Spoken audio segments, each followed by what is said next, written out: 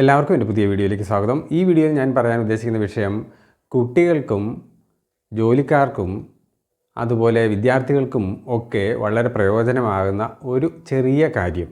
അതായത് നിങ്ങളെല്ലാം rough book ഉപയോഗിക്കുന്നവരാണ്. അതായത് പണ്ടുകാലത്ത് പലവക ബുക്ക് എന്നൊക്കെ പറയും.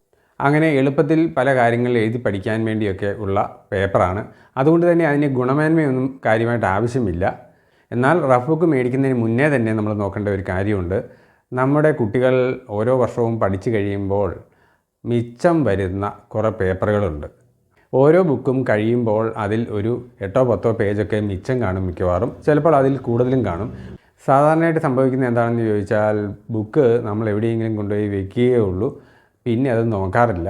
അപ്പോൾ അതിലെ ആ പേജുകൾ വെറുതെ ആർക്കും ഉപയോഗമല്ലാതെ പോവുകയാണ്. അപ്പോൾ അത് നമ്മൾ മറന്നു പോകരുത്. ഉദാഹരണത്തിന് ഈ ബുക്ക് കാണുക.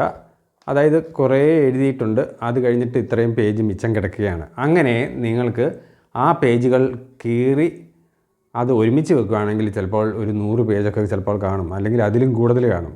നമ്മളത് ഉപേക്ഷിക്കരുത് എന്ന് ചുരുക്കം. അത്തരം പേജുകളൊക്കെ തീരുമ്പോൾ നാം റഫ് ബുക്ക് മേടിക്കാറുണ്ട്. അത് ഓഫീസ് സ്റ്റേഷനറി കടയിലൊക്കെ ഉണ്ട്.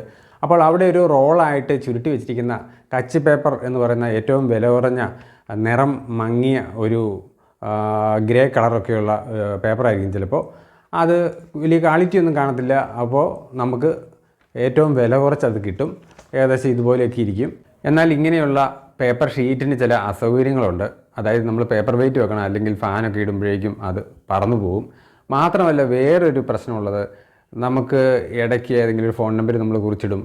നമ്മുടെ മുന്നിൽ കിട്ടുന്ന പേപ്പറിലായിരിക്കും നമ്മൾ കുറിച്ചിടുക, അല്ലെങ്കിൽ പാസ്വേഡ്, അല്ലെങ്കിൽ ഏതെങ്കിലും ഇമ്പോർട്ടൻറ്റ് ഇൻഫർമേഷൻ.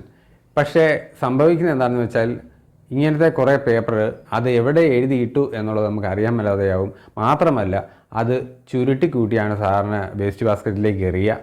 അങ്ങനെ വരുമ്പോൾ നിങ്ങൾക്കത് പേപ്പർ വിൽക്കാൻ വേണ്ടി, അതായത് ഈ യൂസ്ഡ് പേപ്പറെല്ലാം നമുക്ക് വിൽക്കാൻ പറ്റുമല്ലോ. അപ്പോൾ അങ്ങനെ വിൽക്കാൻ നേരവും ഇങ്ങനെ ചുരുട്ടിക്കൂട്ടി കളയുന്നത് കൊണ്ട് അത് നിങ്ങൾക്ക് കൊടുക്കാൻ പറ്റുന്നില്ല. ആ പേപ്പർ തന്നെ ഇതുപോലെ ബുക്കായിട്ട് ഒരുമിച്ച് ഇറക്കുന്നുണ്ട്, അതും നമുക്ക് വാങ്ങാം. ഇതല്ലാതെ നല്ല മിനുസമുള്ള ഇതുപോലത്തെ പേപ്പർ ഉള്ള ബുക്കുകൾ, അതായത് ഒരു ഓഫ് വൈറ്റ് കളറാണ്, നല്ല മിനുസമുണ്ട്, കാണാനും നല്ല ഭംഗിയുണ്ട്, എഴുതാനും വളരെ എളുപ്പമാണ്. അത്തരം ബുക്കുകൾ വില കുറച്ച് കിട്ടും, അത് മേടിക്കാനായിട്ട് ശ്രമിക്കുക.